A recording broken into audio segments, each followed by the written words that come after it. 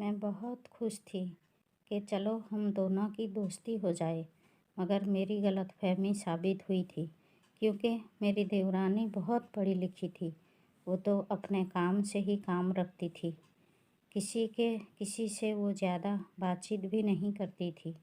मैं बहाने बहाने से उसका दिल हासिल करने की कोशिश करती थी, मगर वो कोई ख़ास जवाब नहीं देती थी।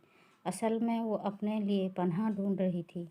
मेरी ननंद शमीना की देवरानी के साथ बहुत अच्छी थी। उसने देवरानी से किसी तरह की कोई पाबंदी नहीं लगाई थी। मेरी देवरानी राधा के शादी को 2 हफ्ता हुआ था कि उसका जी मचलाने लगा था। मैं तो घबरा गई थी क्योंकि राधा अगर प्रेग्नेंट हो गई तो इस घर में मुझ पर आफत आ जाएगी। एक दिन राधा चकरा कर गिर गई थी। डॉक्टर के चेकअप से पता चला कि वो प्रेग्नेंट है। ये खबर मुझ पर बिजली बनकर गिरी थी। उस दिन के बाद तो मेरे सास को मुझे कोसने के लिए बहाना मिल गया था। वो उठते बैठते मुझे बांझपन की ताना दिया करती थी। सिर्फ इतना ही नहीं, मेरी ननंद भी मुझे ताना देने में पीछे नहीं हटती थी। मैं तो हैरान होती थी कि वो कैसी लड़की है। उसे ज़रा भी डर नहीं लगता कि मेरे बड़े बोल मेरे आगे ना आ जाए। रात बहुत हो चुकी थी तो मैं अपने कमरे में जाकर लेट गई थी। मुझे बहुत ज़्यादा रोना आ रहा था। तभी राधा मेरे कमरे के अंदर आई। वो पहली बार हुआ था। इससे पहले तो कभी तो वो मेरे कमरे में नहीं आई थी। उसकी आँखें भीगी हुई थी। मैं जल्दी से उठकर बैठ गई थी। मैं बोली, क्या बात है राधा, सब ठीक तो है? तुम्हारी तबीयत तो ठीक है ना? वो रोते हुए बोली, मैं आपको दीदी कह सकती हूँ क्या?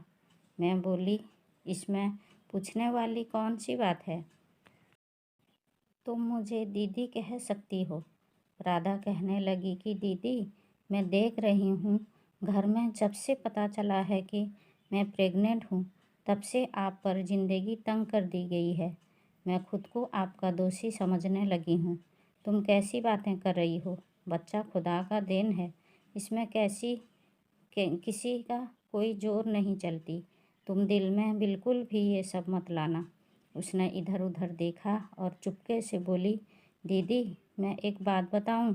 ये जो सब अभी मेरे प्रेग्नेंट होने पर खुश हो रहे हैं ना, जिस दिन मैं बच्चा दे दूंगी उस दिन ये लोग मुझे धक्का देकर घर से निकाल देंगे।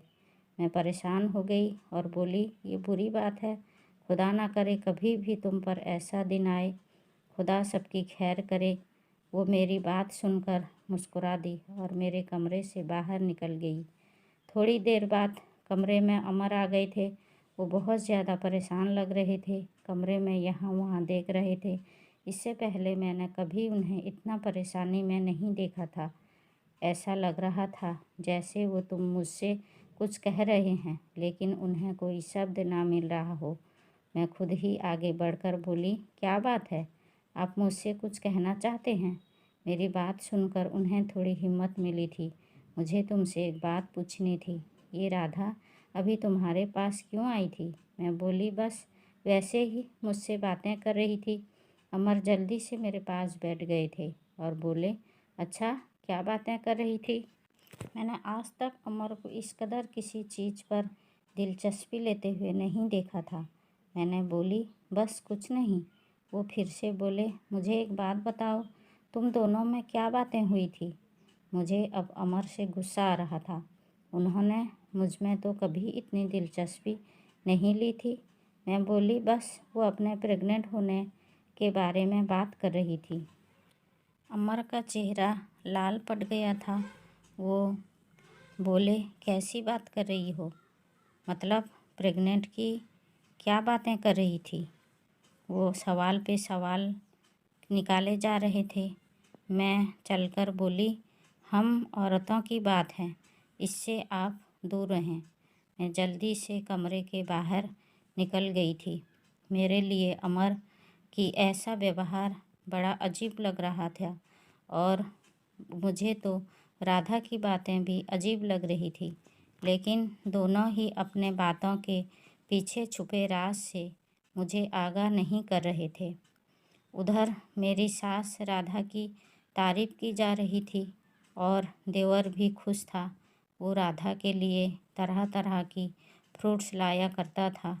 मैं ये सब देखकर चाह के रह जाती थी।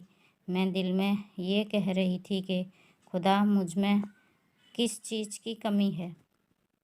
अगर वो मेरे देवरानी को बच्चा दे सकता है तो मुझे क्यों नहीं दे सकता।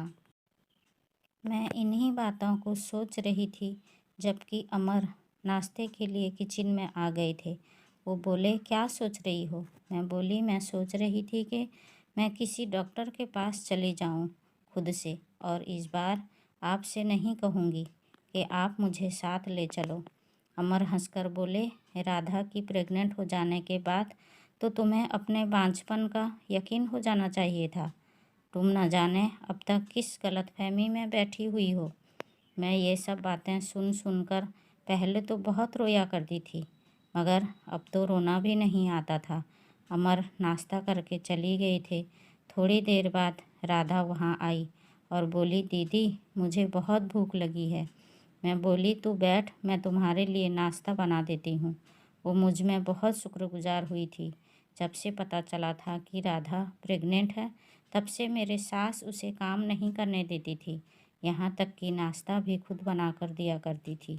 वो नाश्ता करने लगी और बोली, दीदी, आपके घर वाले कहाँ हैं? वो कभी आपसे मिलने क्यों नहीं आते हैं? राधा की बात सुनकर ना चाहते हुए भी मेरे पलकें भीग गई थी। मैं बोली, राधा, मैं जब छोटी थी तब मेरे पापा की मौत हो गई थी। बहन भाई तो मेरा कोई भी नहीं है। मेरी शादी के कुछ दिन बाद ही पता चला कि अब मम्मी भी चल बसी है। मेरा कोई मायका नहीं है। मुझे मालूम है कि मेरे सास अपने बेटे के लिए मुझे पसंद इसलिए किया था क्योंकि मेरे आगे पीछे कोई नहीं था।